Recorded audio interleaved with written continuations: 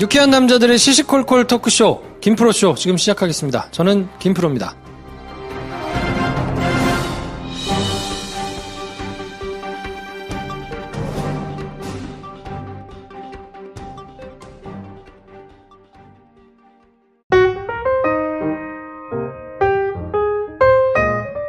네, 어서오세요. 안녕하세요. 안녕하십니까. 연애 지상주의자 한량 김선생 나오셨습니다.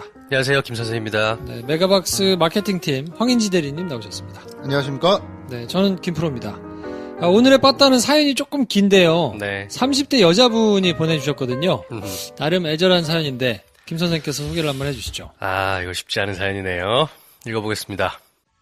네. 되게 서정적으로 가다. 빠따를 쳐달라고. 야. 앞에는 굉장히 그러다가 쳐주세요! 그러니까. 셀프 빠따를 지금 요구하셨는데. 네. 어떻게 이 사연은 일반적입니까? 많죠, 이런 일. 아. 하나. 네. 남녀가 바뀐 케이스도 엄청나게 많아요. 네. 왜 김프로 좀 알잖아, 이런 거. 그래요? 남녀가 바뀐 케이스에서. 무슨 말을 하는지 모르겠네. 저 사람 다 고백해놓고요. 무슨 말을 했는지 모르겠네. 네.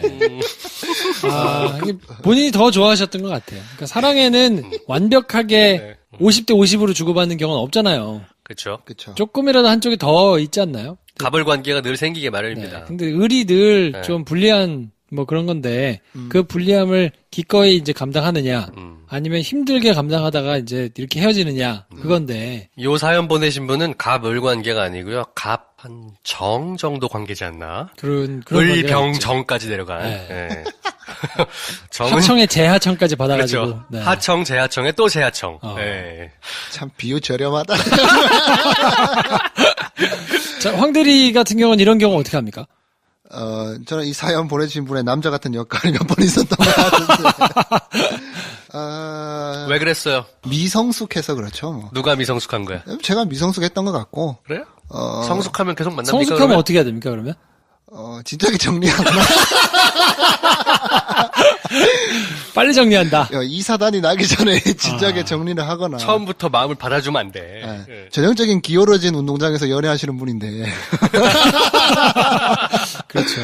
근데 생각해보면 사람 감정이라는 게 아무리 연애든 결혼이든 동일한 온도를 가지고 만나기 사실 힘들잖아요. 쉽지 않죠. 그럼 뭐 네. 천생연분이라고 그렇게 표현하는 것 같고.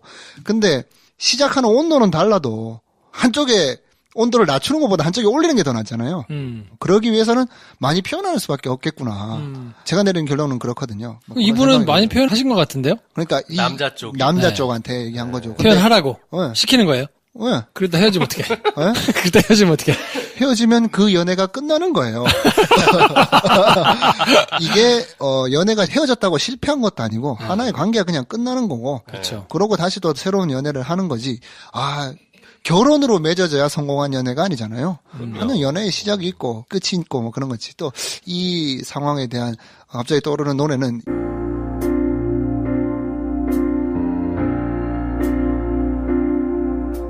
자고 나면 잊혀진다. 이승환의 반의 반이라는 노래가 갑자기 왜 떠오르는지 모르겠네. 이런 상황이 많이 왕왕 있죠. 네. 그러니까 한쪽이 준비가 덜 된 상태에서 한쪽이 마음이 확 커져버리는 바람에 마음이 준비가 좀 덜 된 쪽에서는 이렇게 한쪽이 너무 커져버리면 부담스럽습니다. 네, 그렇죠. 부담이 생기면 사랑하고 좋아해야 되는데 자꾸 보는 게 불편해지는 거예요. 그러기 시작하면 연애가 될 것도 안 되는 거야. 그렇지. 당신이 항상 그런 상태잖아. 제가요? 그래서 무슨 이렇게 말씀이세요?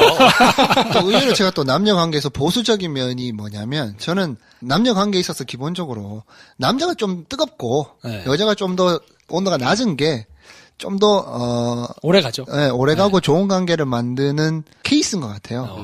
좀 약간 그렇게 생각하는 면이 있는데 그래서 뭐 사람도 유형이 나뉘잖아요.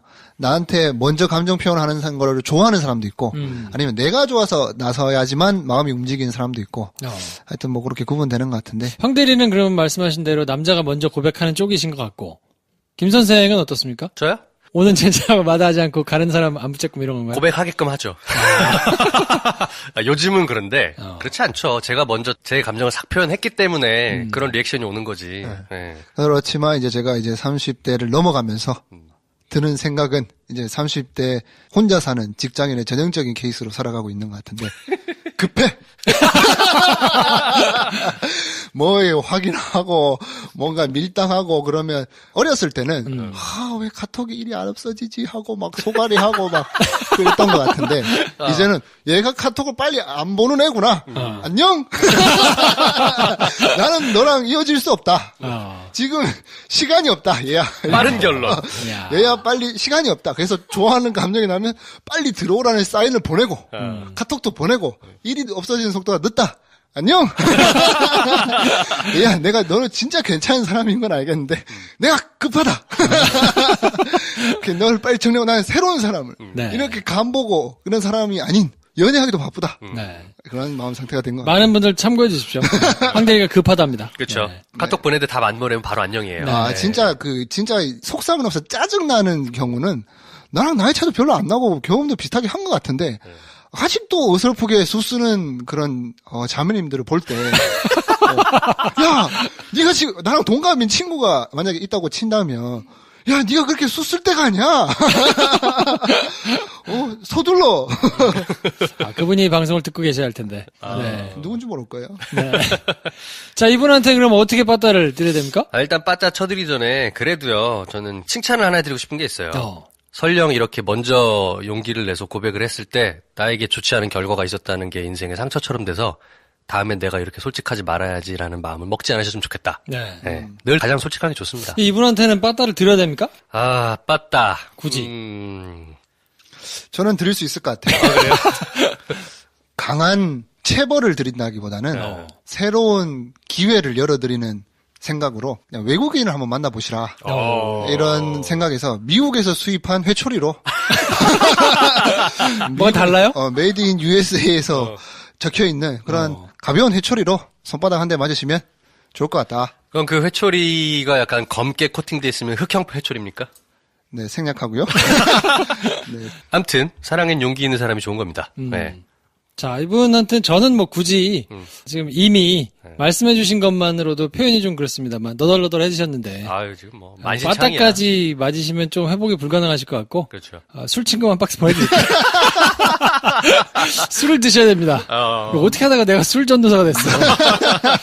술을 드시고요. 뒤에 뒤끝이 있으면 안 되니까. 그렇죠. 네. 정말 만병통치약이네요, 술 친구는. 술 친구면서 우리한테 뭐 줘야 되는 거 아니냐? 저희는 잠깐 광고 듣고요. 김 선생과 김 프로가 둘이 오붓이 정리해드리는 한 주간의 이슈 2부에서 찾아뵙겠습니다. 네.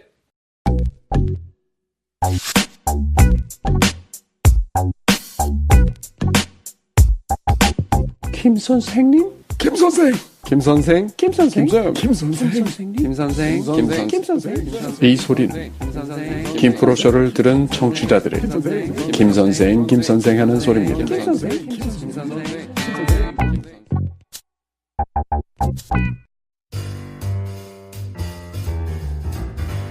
네, 김프로쇼 2부는 김 선생과 김 프로가 함께합니다. 주말 시사. 네. 낙전 극장 괜찮으셨나 모르겠네요. 낙전 극장! 저희 나름 심혈을 기울여서 만들었는데, 오프닝이 몇 개 더 있어요. 그 시그널 음악이. 시그널 음악이 좋았다고 해주신 분들은 없더라. 막상 우리끼리 할 때는 이 시그널에서 저희끼리 빵빵 터졌거든요. 그거를 저희가 나름 그래도 공을 들였기 때문에, 그걸 좀 뭐 이렇게. 형 공 들일 필요가 없는 게 뒤에 거는 옛날 거 붙인 거기 때문에 그러니까요. 공 들일 게 없어요.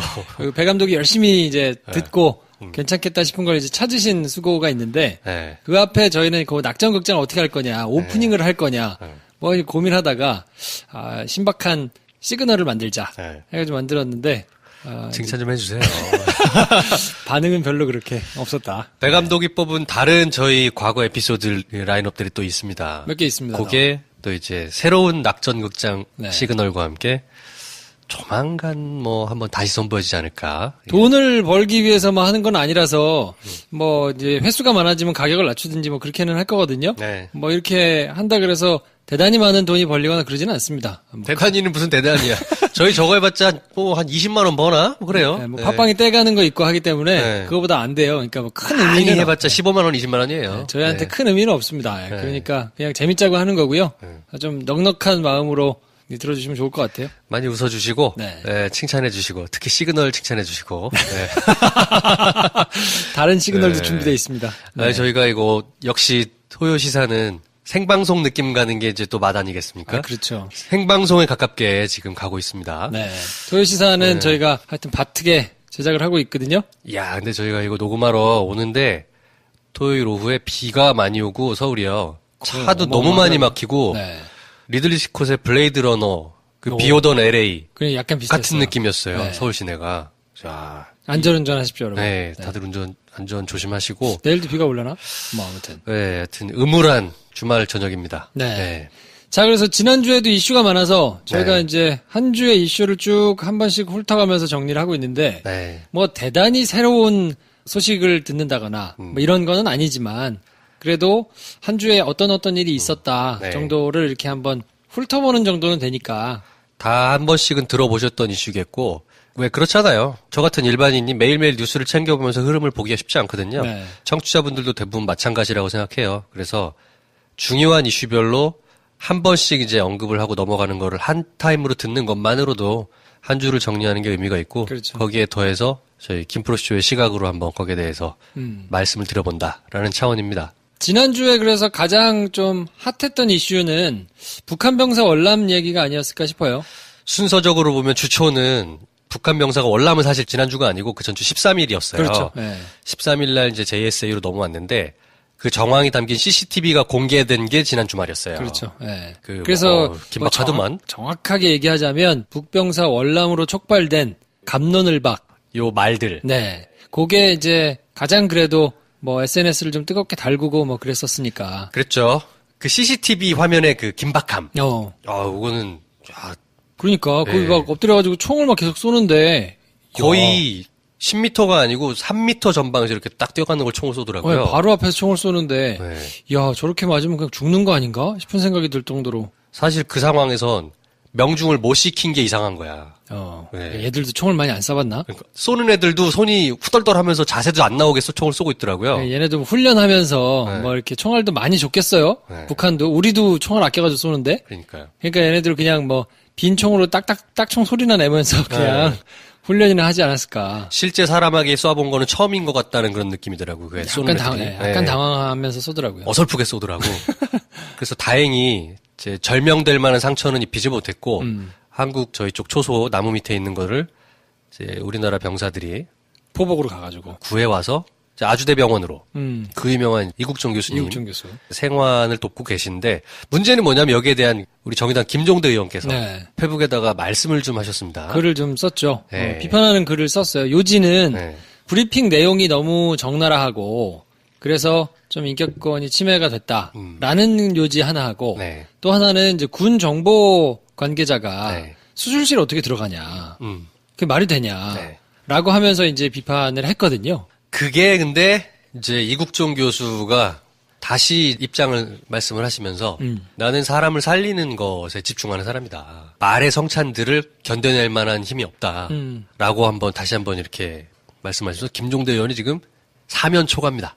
네. 그러니까 뭐 이제 양쪽에서 어떤 게 맞냐, 뭐 어떻게 생각하냐 이거에 대해서는 각자 의견들이 막 있을 것 같은데 그렇죠. 일단 김종대 의원이 지적한 부분에 대해서는 어떻게 생각하세요? 임 선생님께서는? 두 가지예요. 저도 쭉 글을 읽어보니까 북한 병사의 인권이 너무 무방비하게 노출된 거 아니냐. 이게 좀 문제가 있다. 두 번째로는 북한 병사의 이 월남이 정략적으로 이용되는 조짐이 보인다. 그 안에는 정보요원들이 수술실에 가서 실시간으로 상황을 모니터링한다든가 그런 내용들을 여과되지 않고 보수지에 그대로 흘린다든가 하는 걸로 인해서 뭔가 지금 이 사람의 월남이 대한민국 안에 있는 또 보수 집단들에게 정략적으로 활용되는 면이 보인다. 이러면 안 된다라는 거였거든요. 근데 문제는 이국종 교수를 특정해서 글을 썼던 게 문제였어요. 22일 오전에 김종대 의원 페이스북에 올린 글에 이국종 교수님께라고 딱 특정을 해가지고 긴 글을 썼습니다. 그렇죠. 아예 딱 네. 대놓고 그렇게 썼죠. 네. 이 부분은 굉장히 잘못이죠. 이 모든 상황에 본인이 가지고 있는 문제의식이 북한 병사 인권 문제에 문제 있고 또 뭔가 그 정략적인 활용되는 게 문제라면 그걸 주도하는 의사를 갖고 있는 사람과 힘을 갖고 있는 사람이 이국종 교수냐? 아니잖아요. 이국종 교수는 의사일 뿐이에요. 그러면 특정해서 그거를 획책하는 자들을 명시해서 지적을 해야 되는데 누가 봐도 이거는 오해를 할 수 있죠. 이국종 교수 당신이 그렇게 하면 안 되지 않냐? 라고 지적을 하는 거예요. 그거는 매우 잘못된 지적이죠. 네. 네. 김종대 의원이 가지고 있는 문제의식을 논하기 전에 말을 할 수 있는 문제라고 생각해요, 저는. 두 가지가. 왜냐면 환자의 인권은 소중하니까. 그리고 병사의 월남이 뭔가 어떤 그 총풍 사건처럼 정략적으로 이용되는 것도 좋지 않거든요. 그럼에도 불구하고 잘못 가리켰다. 화법과 지적 포인트가 경솔했다. 그래서 욕을 먹고 있는 건 책임져야 되는 부분이기도 맞다. 생각해요. 비슷할 수 있는데, 저는 고민을 해보니까, 아니, 기생충이 많이 발견되고, 옥수수가 들어있고, 이런 거를 얘기하는 것이 그러면 문제인가? 그 인격권을 침해하는 건가?를 고민하다가 생각해보니까, 뒤집어서 생각해보면 간단한 것 같아요. 우리 JSA 남측에서 근무하던 사람이 만약에 총상을 당해가지고, 네. 브리핑을 할 때 그런 거를 썼을 것이냐. 그리고 만약에 썼다고 하면, 받아서 키워가지고, 네. 그렇게 호들갑을 떨었을 것이냐. 그쵸. 저는 안 그랬을 것 같거든요. 안 그랬겠죠. 네. 북한 병사기 때문에 저렇게 더 확대 재생산된 면이 없잖아요. 분명히 있어요. 그렇죠. 네. 그러니까 그거를 판단을 언론이 해가지고 이제 할 일이기도 한데, 네. 어찌됐든 그럼에도 불구하고 위생 상태가 좋지 않아가지고 기생충이 있을 수 있잖아요. 왜냐하면 기생충이 있다는 거를 발표한 이유가 기생충이 있기 때문에 현재 쓸 수 있는 약과 병사의 회복을 돕는 여러 가지 의료적인 행위 가운데 지장받는 부분이 좀 있다라는 걸 설명하기 위해서 기생충 얘기가 나왔다고 제가 알고 있어요. 그렇죠. 네, 그건 문제가 아니지 사실. 문제가 아니에요. 의료인으로서는 발표할 수 있는 내용이잖아요. 근데 그거를 보수 언론들이 받아가지고 굉장히 원색적으로 황색 저널리즘식으로 막 보도를 했단 말이죠. 그러니까 김종대 의원이 바랬던 네. 거는 그런 것 같아요. 네. 기생충을 특정하지 말고 신체적인 특징이 조금 있어가지고 쓸 수 있는 약이 굉장히 제한적이다. 라면서 이제 구체적으로 물어보면 네. 비보도를 전제로 달아가지고 설명을 하거나 이런 식의 테크닉이 좀 필요했던 거 아니냐라고 이제 문제 제기를 한 것 같은데 네. 어찌됐든 기생충을 언급해서 막 해가지고 설명을 한 것이 네. 남한 병사였다 그러면 있을 수 있으니까요. 네. 근데 그렇게 됐다고 하면 그게 막 보도돼가지고 알려지고 기생충 때문에 그랬다더라면 이렇게 되면 좋지는 않죠. 좋지 않죠. 지금처럼 키워서 언론이 받아서 쓰지는 않았겠지만 그래도 그런 것 때문에 보도가 된다 그러면 좋지 않을 거기 때문에 네. 우리한테 좋지 않은 거면 저쪽한테도 좋지 않은 게 맞으니까 그건 인격권의 문제가 있을 수는 있다. 네. 다만 그거를 그러면 기생충이라는 거를 왜 보도를 했느냐? 그럼 그건 정말로 테크닉의 문제거든요. 그렇죠. 이거는 보도하지 말아주시고, 네. 이런 것이 있으니까 그냥 제가 따로 백브리핑에 설명을 드리겠습니다. 이렇게 하면서 하라는 건데, 그것도 정말 엄밀히 얘기하면 언론 책임이죠. 그럼요. 네. 네. 오바예요. 이국종 교수는 의사잖아요.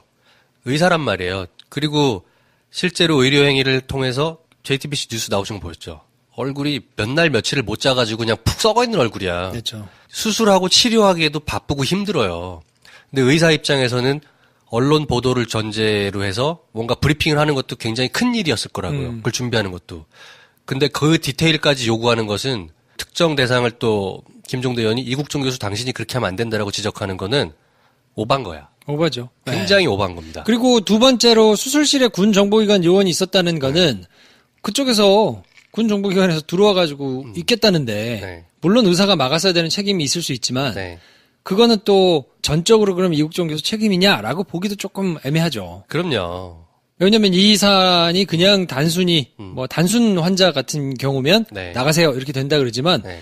아니 JSA에서 우리 측으로 넘어오다가 그것도 저쪽에서 교전 수칙을 어기고 넘어와서 총을 쏘고 이래가지고 긴박하게 돌아가서 지금 어떻게 될지 모르는 상황인데다가 그렇죠. 만약에 그게 그냥 정말로 귀순할 의향이 있어서 넘어온 거니까 그렇지만 쇼였으면 어떻게 할 거예요? 그러면 총상이 정말 심하지 않고 나름대로 그래서 판단을 어쨌든 해야 될 테니까 네. 군정보기관에 들어가서 보는 거는 저는 있을 수는 있다고 봐요. 이거는 안보의 문제로 해석할 수도 있는 포인트예요. 예를 들어서 지금 넘어온 저 병사가 이제야 의식이 돌아와서 말을 한다고 하지만 무슨 비밀을 어떻게 갖고 넘어온 사람인지 알 수가 없잖아요. 그렇죠. 그러면 정보기관 입장에서는 이 사람의 생사라는 거는 단순하게 그냥 다룰 문제가 아닌 거예요. 그러니까 가서 모니터링하고 꾸준히 체크할 수 있다고 봐요, 저는. 그러니까 우리나라가 지금 분단 현실이 있고 그렇죠. 여러 가지가 굉장히 첨예할 수 있는 문제이기 때문에 그거에 대해서 정보기관이 양해를 구해가지고 들어가는 건 극히 예외적일 수 있다. 그렇죠. 그러니까 이거는 그냥 일반적인 환자 인권을 다루는 문제하고는 조금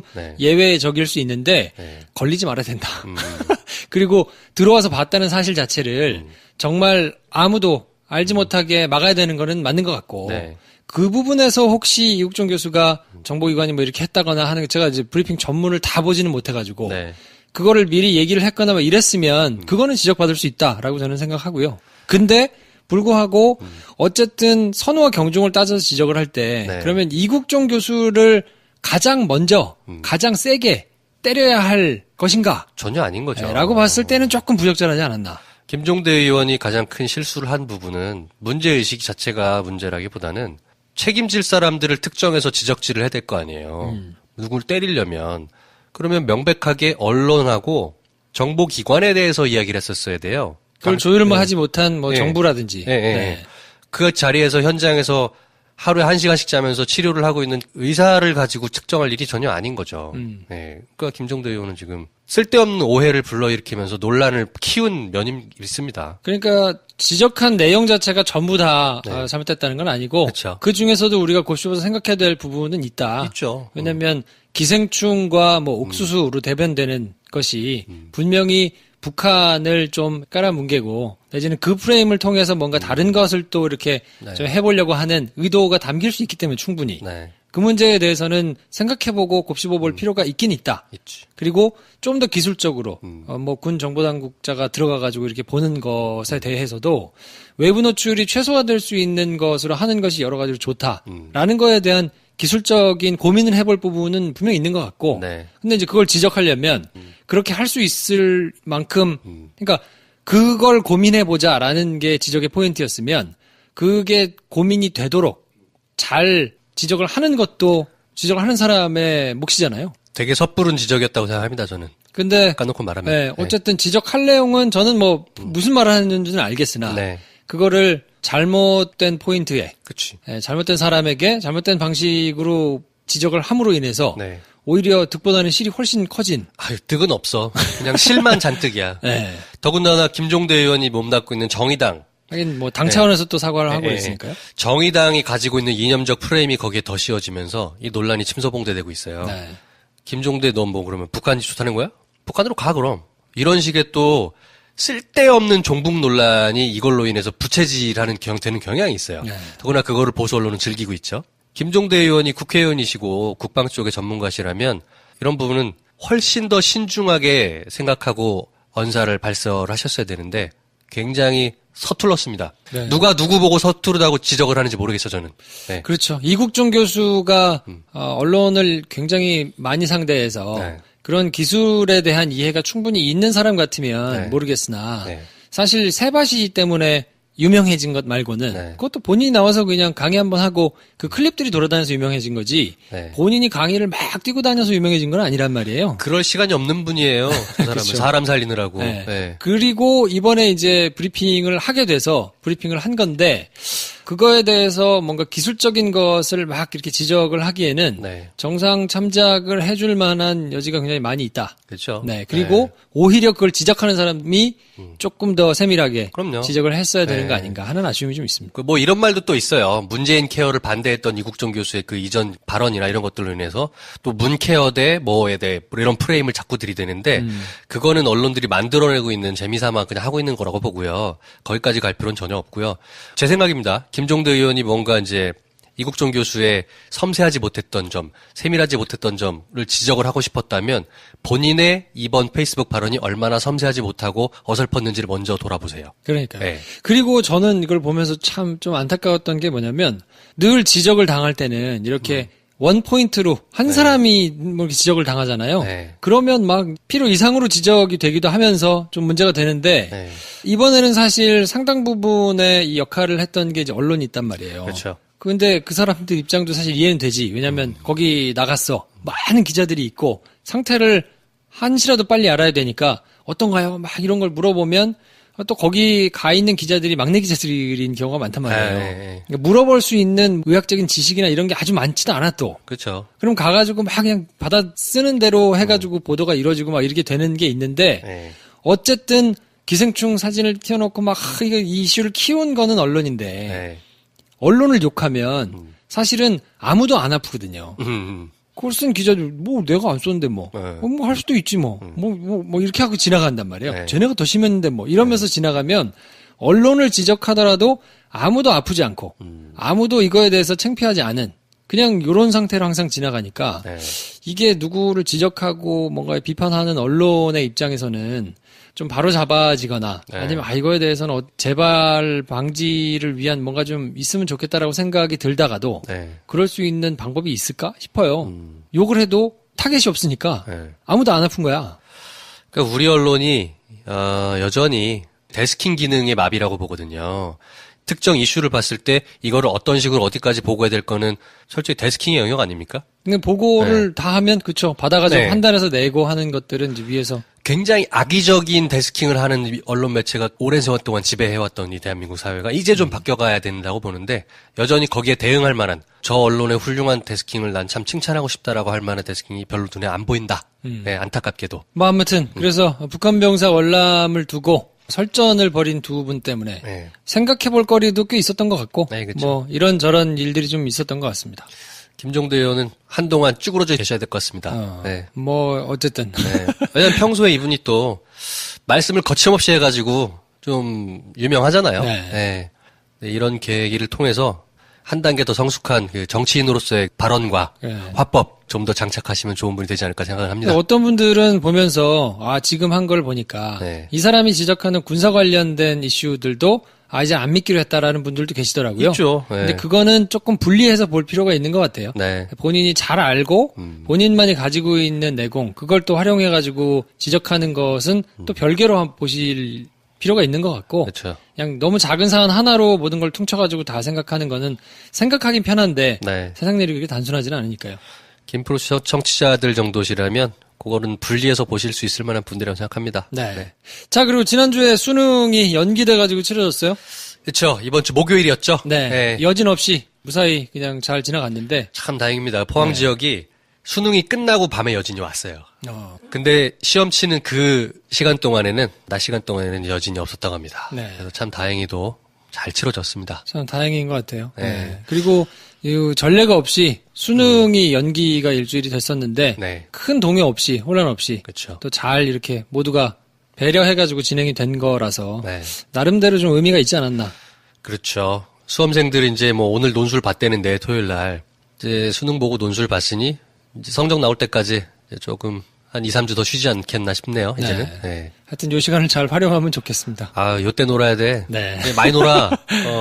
하여튼 혹시 김프로쇼를 듣고 계시는 수험생분이 있다면 많이 노세요. 네. 다시 오지 않습니다.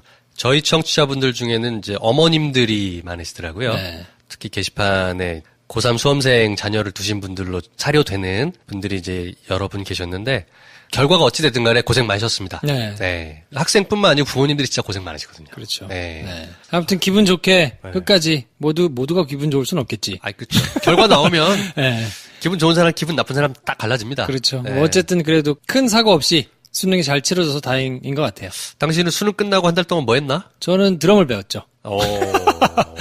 왜냐면 그 시간에 뭐 많이 하잖아요. 놀러 다니기도 하고 하는데 이거를 내가 그냥 지나가면 근데 그때는 뭐 지금처럼 여행을 막 다니고 이럴 수 있는 분위기는 아니잖아요. 그렇죠. 또 학교를 오전에는 가야 되고 네. 뭘 할 수 있을까? 그리고 어차피 내가 이제 대학교를 갈 때까지 뭐 한 2-3달은 놀 텐데 최대한 남는 걸 해봐야 되겠다라고 생각을 했던 게 드럼을 배우는 거였어요. 그래서 그때 바로 학원을 끊어가지고 학원에서 이제 열심히 드럼을 배우면서 이게 참 사람 성향 차이인가 봐. 저 김프로는 뭐가 남을까? 요걸 고민했대잖아요. 네. 저는 그때 한 달 동안에 이제 심야 알바를 했어요. 편의점. 밤새는 알바 있잖아. 네. 밤새는 알바가 시급이 제일 세거든. 또 낮에 어차피 학교가 자면 되니까.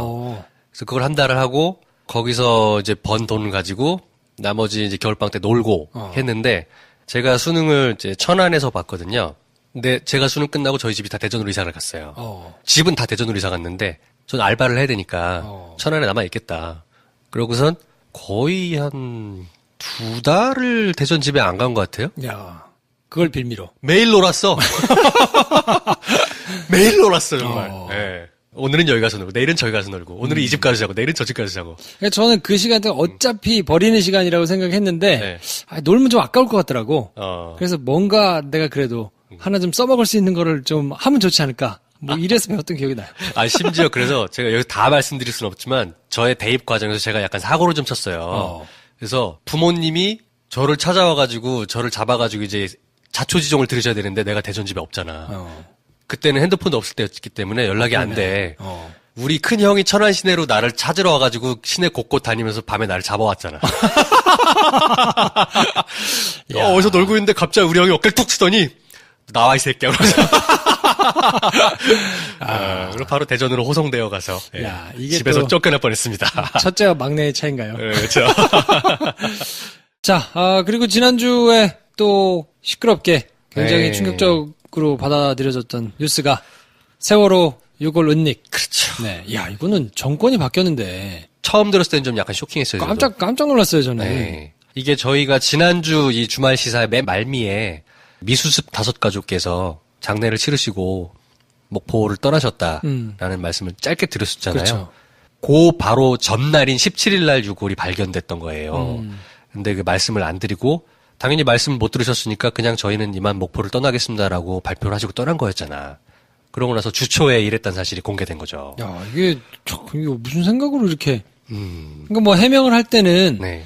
어떤 건지 모르기도 하고 네. 기존 뭐 수습자들 것일 수도 있고 해서 네. 장례 일정에 지장을 줄까봐 그랬다는데 네. 무슨 소리야. 그것도 변명이 안 되죠. 네. 네. 약간 상식적으로는 그건 말이 안 되는 거고. 주무부서 장관인 해수부 김영춘 장관이 세월호에서 유골이 나왔다라는 걸 직접 보고 받은 것조차도 20일이에요. 그러니까요. 17일 날 발견됐는데 주무부서 장관도 20일 장례 다 치르고 월요일 날 20일 날 첫 보고를 받은 거예요. 그러니까 이거를 야 이거 어떻게 해석해야 되지? 해수부 차원에서 이거는 뭐 이거 조직적으로 뭔가를 할 일은 없으니까 네. 뭐 그럴 일은 없잖아요. 네네. 자유한국당의 그 난리를 쳤던 것 때문에 지금 정권이 새로 탄생했는데 네. 세월호를 뭐 경이 여기고 간다거나 그럴 수는 없으니까. 절대 그럴 수 없죠. 네, 조직적으로 그렇게 됐다고 보기는 어려운데 네. 이게 도대체 해수부 밑에 있는 실무자들하고 뭐 어떤 차이가 있길래 네. 이런 게 발견됐는데도 그냥 지나갈 생각을 할 수 있는 것일까? 문재인 대통령도 이 보고를 받고 이해할 수 없는 일이 생겼다고 굉장히 분노하셨더라고요. 네. 당연하죠. 네. 이거에 대해서는 진상조사를 명확하게 해가지고 진상규명을 명확하게 해서 그거에 상응한 네. 굉장히 엄한 처리가 좀 있어야 네. 이것을 본보기로 해가지고 그 나머지 사람들도 좀 영향을 받지 않을까. 네. 뭐 그런 생각을 해보면서. 물론 자의적인 판단을 했을 수도 있어요. 예를 들어서 김현태 현장 수습 부단장 얘기가 많이 나오는데 그 이전에 이제 8월달, 9월달에 세월호 유가족분들께서 유골이 발견되면 너무 그렇게 언론에 많이 얘기하지 말아달라, 너무 그렇게 보도하지 말아달라, 또 어떤 커뮤니케이션 자체를 좀 신중하게 해달라라는 부탁이 있으셨다는 얘기들은 나오고 있어요. 근데 이제 그게 어느 선까지 어떻게 해달라는 거를 유가족들은 전문가가 아니잖아요. 그러면 취지를 이해하고 어떤 마음이신지는 알겠으니까 그 취지에 맞게 하지만 뭔가 은닉했다는 형태로 드러나진 않게 굉장히 그 섬세하게 처리를 해야 되는 문제였잖아요. 그러니까 아이고 네. 많이 남아 계신 것도 아니고 그쵸. 이제 네. 5가족이면 가서 이런 게 발견이 됐는데 네. 혹시 뭐 전에처럼 네. 뭐 동물의 뼈일 수도 있고 네. 다른 저걸 수도 있으니까 그래도 혹시 모르니 저건 한번 해보면 어떨까요? 뭐 DNA 감식은 해야 된다는 거죠. 할 수 있잖아요. 근데 그거를 굳이 이렇게 뭐 숨기고 얘기를 안 하고 뭐 이럴 이유가 초기에는 어떤 추측이 있었냐면 금요일 날 17일 날 발견이 됐는데 18일 날 토요일 날 미수습자 가족분 5가족이 목포를 떠나기로 하기로 한 게 예정이 되어 있었단 말이지. 네. 그러니까 내일이면 가실 분들이니까 일단 얘기하지 마. 일 크게 만들지 말자. 뭐 이런 류의 공무원들이 굉장히 그 일 크게 만들기 싫어하는 그런 것 때문에 이제 감췄다, 은폐했다라는 그런 추측들이 사실 제일 컸죠. 그러니까 다들 그렇게 생각하죠. 네. 뭐.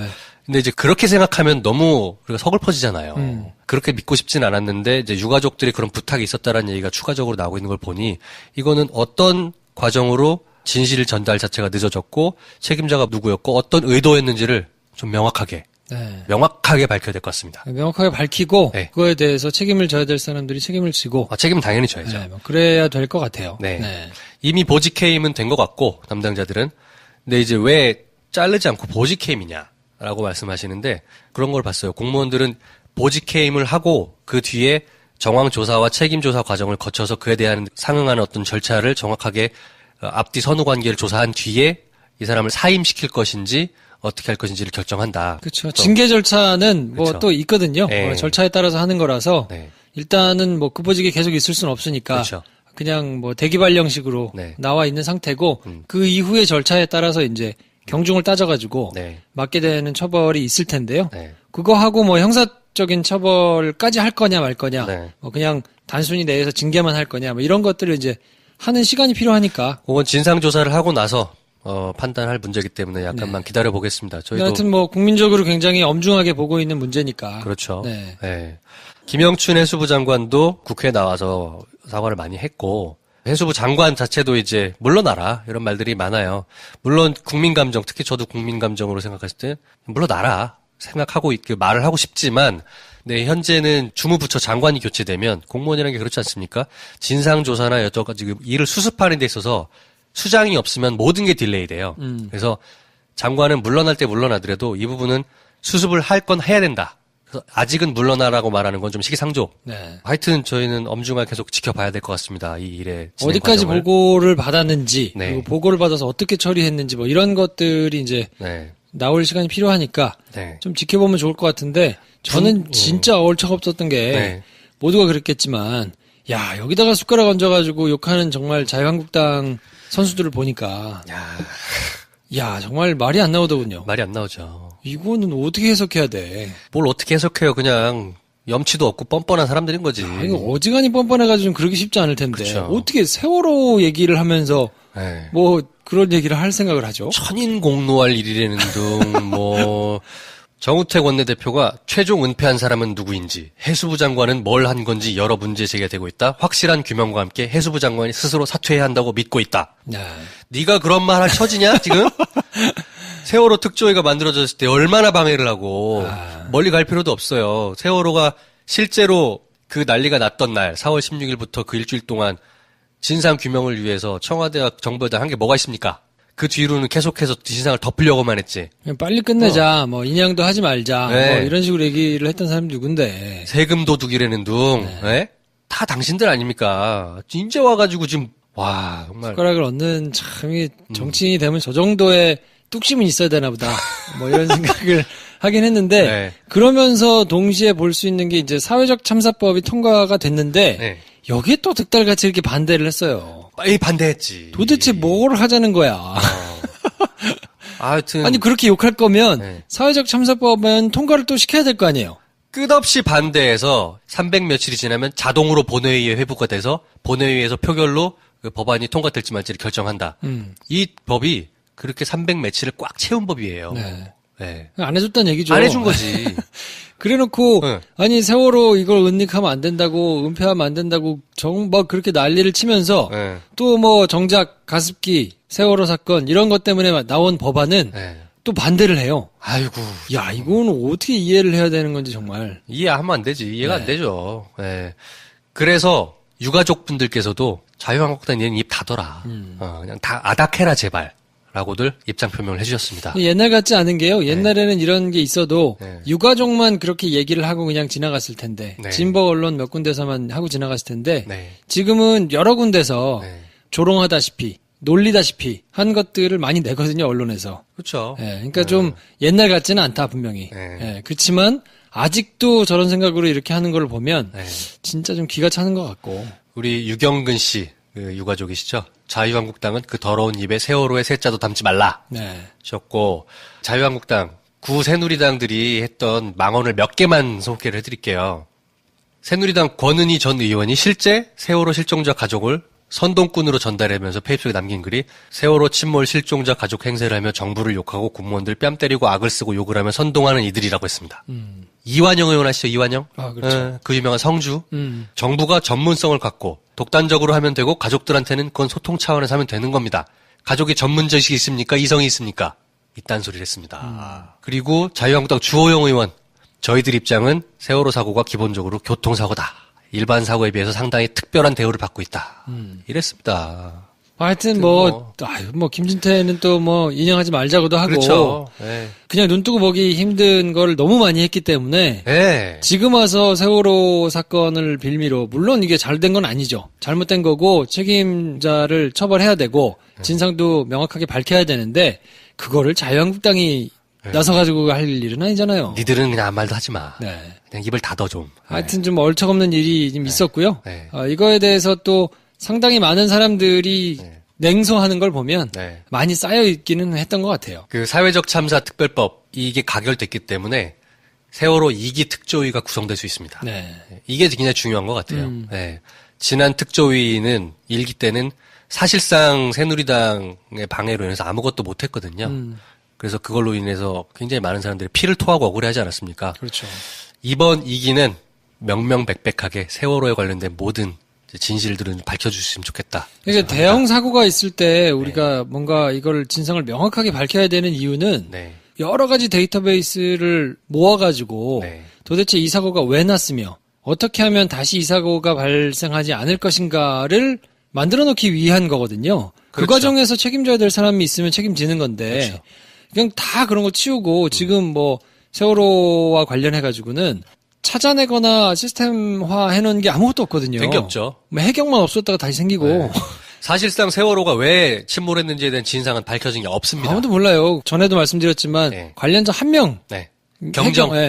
한 명 처벌받았고 나머지 다 흐지부지 됐거든요. 밝혀진 것도 없고 책임진 사람도 없는 게 세월호 참사입니다. 그러니까 시간이 너무 많이 지났기 때문에 쉽지는 않겠지만 그래도 하여튼 2기 특조위에서는 좀 제대로 활동을 해가지고 여러 가지 자료들을 좀 많이 남겼으면 하는 바람이네요.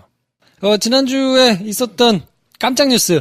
이건 저희가 깊이 있게 오래 다룰 내용은 아닌 것 같고요. 전혀 아니죠. 국민의당에서 끝장 토론이 있었습니다. 요것도 저희 지난 주말 시사에서 얘기했던 건데 국민의당 의원들이 지금 내홍을 겪고 있지 않습니까? 21일 이번 주 화요일 날 의총을 열어서 안철수 대표랑 나머지 의원들이 싹 다 모여가지고 바른정당과의 합당을 놓고 한번 끝장 토론을 벌여보자. 어떻게 할 거냐, 합당을 할 거냐 말 거냐, 통합을 할 거냐 말 거냐를 놓고 이제 싸웠는데 결론적으로 말씀드리면 결과는 안 났어요. 안 났어요? 싸움만 하고 끝났거든요. 나온 사람들 얘기가 다 달라. 뭐 자기네들이 더 많았다고 그런 사람들 다 자기네들이 다 많았대. 무슨 뭘 한 건지 모르겠는데 어쨌든 싸우고 결론이 안 났습니다. 결론도 안 났고 서로 의견이 봉합된 것도 없고 여전히 그 타령입니다. 그래서 이게 여론조사 결과가 하나 발표된 게 있는데 26일 날 토요일 날 기사네요. 바른정당과 국민의당의 지지율이 바른정당은 5% 중반대를 넘어섰습니다. 그래서 상당히 좀 오른 거예요. 근데 국민의당은 끝장 토론 이후에도 계속해서 지지율이 떨어져가지고 3.8%. 창당 이래 최하. 오차 범위가 플러스 마이너스 2.5인가 뭐 그러지 않았어요? 그렇죠. 그러니까 3%는요. 뉴스공장에서 이런 비유가 나왔잖아. 독도가 어느 나라 땅이라고 생각하나요? 했을 때 한 3% 정도가 일본 땅이라고 나와요. 잘못 누른.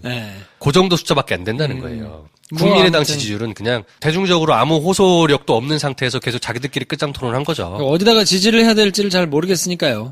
지지를 하기 좀 힘들잖아요. 뭐에다 지지를 해야 되는지를 모르겠어요. 지지는 뭔 지지야. 국민의당이 사라졌으면 좋겠습니까? 예스. 이런 게 있겠지, 차라리. 그래서 지금 안철수 대표를 비롯한 그 사람들, 통합에 찬성하는 사람들이 얘기하는 거는 그거를 그냥 의원들끼리 모여가지고 이 의총에서 할 게 아니고 전 당원의 의사를 물어야 된다. 전 당원을 다 모아놓고 한번 물어보자. 그게 안철수 대표 얘기인 거죠. 그리고 이제 호남 반대하는 사람들 쪽에서는 야 무슨 소리냐 그게. 그럴 거면 직접 민주주의를 하지 왜 대의민주주의를 하냐. 그렇죠. 대의 정치를 하는 공당에서 정해진 절차에 따라서 하면 될 거 아니냐. 물론 모두가 자기가 유리한 얘기를 하고 있습니다. 조금이라도 유리한 쪽에서 하고 싶겠죠. 어느 쪽도 지지할 수 없는 가운데 저희는 그 개싸움을 보고 있는데 박지원 대표가 뉴스공장 나와서 이제 코너명 뭘로 짓냐 했을 때 육아일기. 박지원의 육아일기 해야 되는 거 아니냐 이런 얘기까지 나올 정도니 얼마나 더 비웃음을 당해야. 그러니까 옛날에 문재인 대표를 반대할 때 본인이 이제 했던 얘기잖아요. 재신임 할 거냐 말 거냐 뭐 할 때 전 당원한테 물어보자 그랬더니 본인이 안 된다고 그랬었거든요. 그렇죠.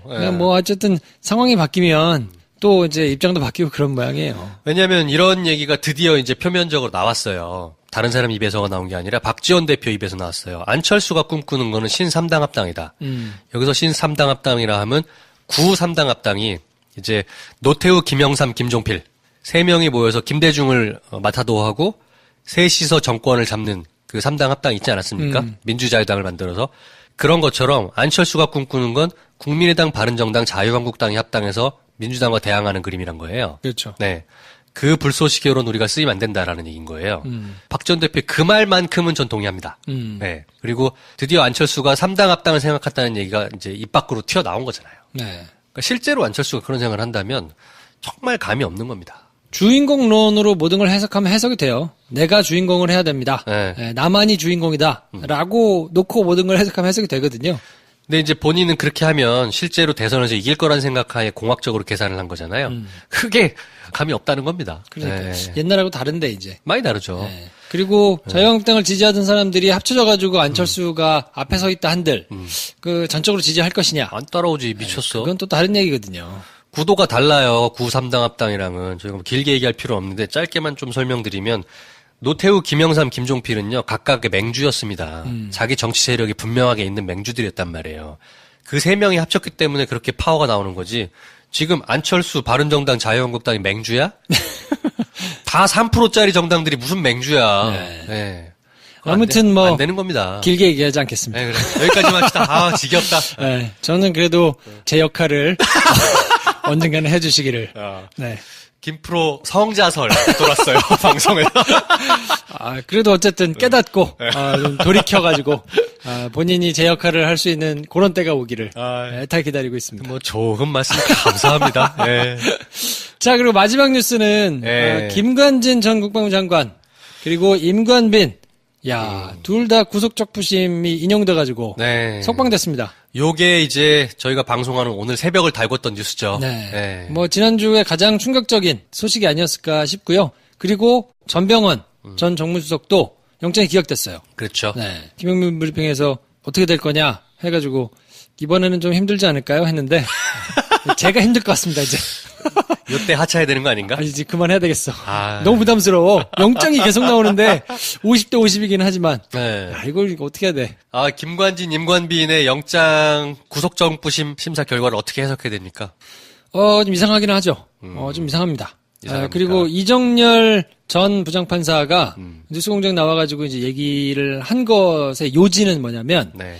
양승태 때 임명된 중앙지방법원의 요직에 있는, 그러니까 영장 전담 판사들도 이게 형사재판을 하는 것이잖아요. 네. 이제 법원은 크게 보면 이제 형사재판이 있고 민사재판이 있지 않습니까? 네. 형사재판은 하고 나면 이제 처벌을 받을지 말지를 결정하는 거고, 민사재판은 누가 돈을 얼마나 물어줘야 되냐, 돈 싸움 가지고 이제 하는 건데, 형사재판의 경우에 만약에 중앙지법원장이 교장 선생님이라 그러면 여기는 교감이 2명 있어요. 민사 쪽에 하나, 형사 쪽에 하나 이렇게 있을 거 아니에요. 그거를 수석부장이라고 불러요. 형사수석부장, 민사수석부장. 그러니까 형사수석부장 밑에 쭉 이렇게 뭐 무슨 부장 있을 거 아니에요. 그 중에 영장 전담도 있는 거거든요. 근데 옛날에는 그냥 평판사들이 주로 맡아가지고 했었는데 급이 너무 떨어진다. 그래서 급을 올렸어요. 부장판사급으로. 그러니까 교감 선생님 밑에 쭉 선생님들 많이 있잖아요. 네. 요즘 학생 주임 있고 뭐 주임 선생님이 계신 거잖아. 그렇지. 네. 많은데 영장 전담은 대충 생각하면 학생 주임 정도 생각하면 돼요. 그 유명한 학주시로구만. 그 정도 생각하면 왜냐면 이게 그렇다고 이제 뭐 서열로 따지거나 뭐 이럴 수는 없는데 중요도 자체가 거기도 학주들은 이제 나쁜 애들을 그렇지. 뭐 이렇게 데려다가 얘를 정학을 며칠 줄 것이냐. 그렇지. 뭐 이런 거 하잖아요. 뭐 그러니까 여기서도 맨 처음에 재판으로 넘어오기 전 단계에서 나쁜 놈인지 아니면 그냥 나쁜 놈이니까 가둬놓고 수사를 해야 되는지 풀어주고 그냥 수사를 해도 괜찮을지 뭐 이런 걸 판단하는 자리니까 거기서 나온 판결을 뒤집었다는 얘기거든요. 그렇죠. 구속적부심에서 다른 이제 합의부 판사들이 3명이서 혼자서 판단했던 거를 3명이서 이제 뒤집었다는 얘기인 건데 결국에는 내놔야 영장 전담이든 그 위에 있던 구속적부심을 이제 심사를 했던 사람들이든 그 꼭대기에는 형사수석부장이 있어요. 교감생 밑에 있는 거니까. 근데 나름대로 이제 자기들이 밑보이면 안 되잖아요. 그치. 그리고 위에서 가이드라인을 내려줬다고 하면 이건 뭐 없는 얘기니까 소설일 수 있습니다만 그렇다고 하면 밑보이가 쉽지 않다라는 해석인 거거든요. 교감 선생님 눈치를 볼 수밖에 없었다. 네, 여러모로.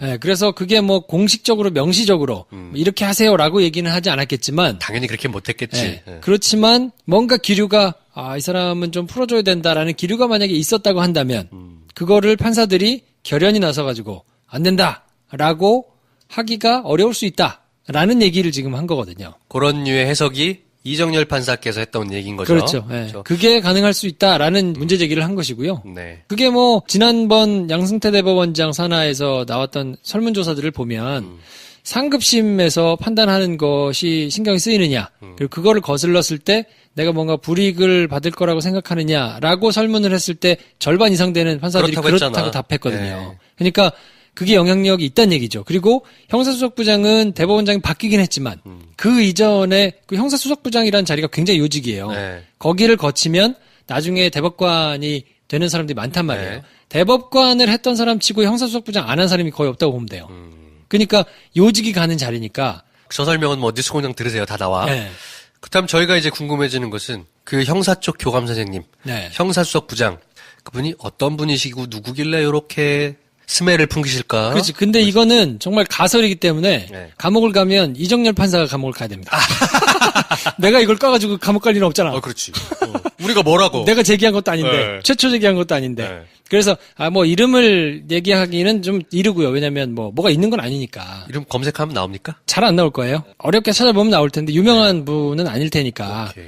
형사수석부장이라는 자리가 일반 사람들이 그냥 막 들어서 아는 이런 자리는 아니잖아요. 그렇죠. 네. 그러니까 만약에 이정열 판사의 의심은 네. 이게 계속해서 영장 판사들도 좀 괴가 다른 결과들을 자꾸 내놓고 아니 몇 달 쭉 그랬지. 그렇죠. 네. 심지어 거기서 발부해준 영장을 전혀 다른 사정 변경이 없는데 이게 또 풀려나는 걸 보면 이거는 이 사람들 개별의 문제가 아니라 그 윗단의 문제 아닌가? 네. 라고 생각해 봤을 때 형사수석부장은 예전 양승태 대법원장이 중용했던 사람인 거고 네. 그러면 그 사람인 즉슨 큰 틀에서 보면 예전 대법원 수뇌부들 네. 하고 뭔가 이 지향점이 좀 같지 않겠나. 물론 법적으로는 다 하나하나 사법기관이기 때문에 그런 것과 상관없이 법대로 절차대로 해야 되는데 그건 그냥 저희 조심 말씀인 거고요. 네, 지난 정권에서는 뭐 그렇지는 않았잖아요. 네. 그러니까 그런 걸 의심해 볼 수는 있겠다라는 네. 추론을 한 것인데 저는 상당히 합리적일 수 있다라고 봅니다. 여기서 한 발 더 나가면 김관진, 임관빈의 석방으로 인해서 검찰이 MB로 향한 칼끝이 약간 스텝이 꼬였다. 일단 그럴 수 있죠. 네. 왜냐하면 이게 구속된 상태에서 정말 막다른 골목에서 진술을 하게 되는 것과 네. 출퇴근하면서 받는 거는 다르니까요. 그렇죠. 그리고 다 입도 맞춰올 때고 말도 맞춰올 테니까 쉽지는 않을 거고 그냥 지금 걸로만 덜렁 MB를 부르기는 쉽지 않지 않나. 그렇다면 오히려 관전 포인트가 하나 생긴 거예요. 네. 김관진이 어떤 사람이길래 MB까지 소환되어 나오는 걸까? 김관진이 저지른 것이 무엇이길래 MB가 저 사람을 석방시키려고 노력했다고 추측이 되는 걸까? 그거는 약간 다른 측면에서 조금 봐야 될 것 같아요. 왜냐하면 검찰에서는 나름의 초식일 수 있을 것 같거든요. 그러니까 한 건으로 구속하면 네. 20일 내에 쇼부를 봐야 돼요. 근데 지금 이거는 국정원 댓글 관련된 거잖아요. 네. 그러니까 이 건으로 일단 구속을 시켜놓고 네. 구속이 되면 외부하고도 다 끊어지고 심경의 변화도 상당히 있고 그렇기 때문에 이 건은 이 건대로 수사하면서 다른 건을 조사할 수도 있겠죠. 재빨리 추가 기소를 한다.